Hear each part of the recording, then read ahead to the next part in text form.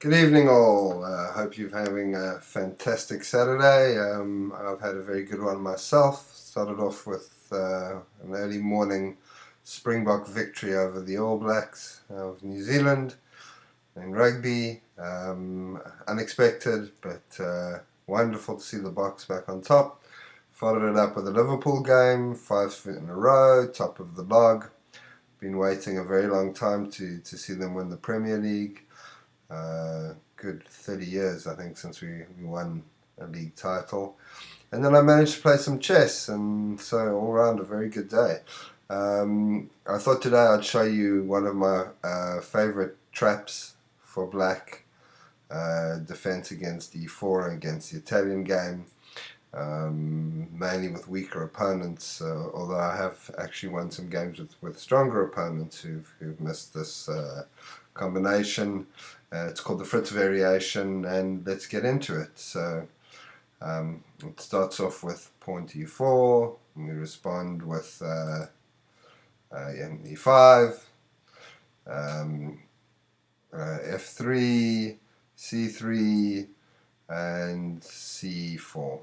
Sorry, c6, c4. And that's your normal Italian game. I then always continue with the Berlin defense, inviting the knight attack, or the fried liver attack, inviting him to come to g5, which of course they invariably do. And then the normal line, the main line for this is d4, d5, where you block the bishop, pawn takes pawn. And then the main line would be to go to a5 and take the bishop, and that way black should be in good shape.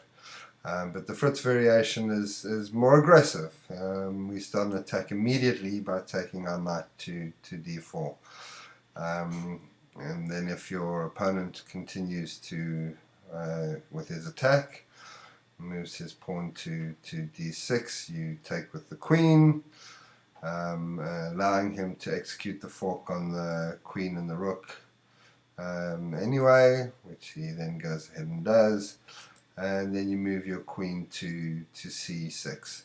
It looks like you're going after his bishop, maybe win two pieces, but what you're really doing is going after the rook on h1. Most of the time the opponent will be greedy and take the rook on h8. In this instance he decided to try and rescue his bishop and just take the pawn, but it's not going to help him much. We take the pawn on g2, threatening the rook on h1. He has no choice, he has to move the rook to f1.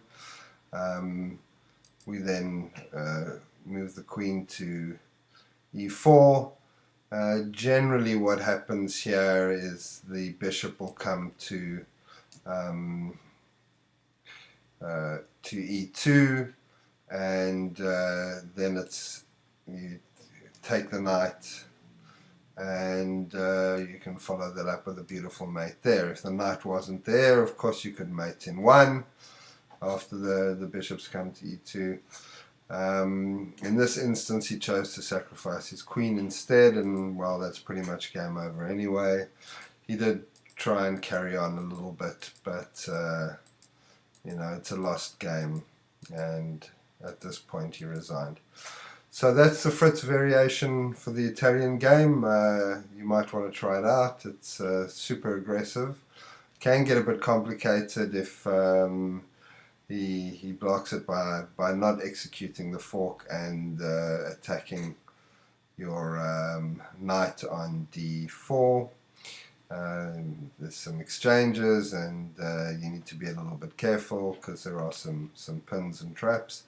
But it's fun to play, and I've won a lot of games this way. Let's have a quick look at how I'm doing towards my goal of becoming a 2000.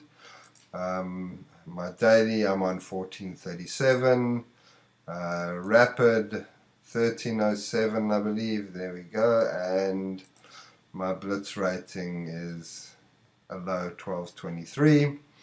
On Lichess I'm a little bit better, although I've played fewer games. My blitz is 1333, and my rapid is 1641.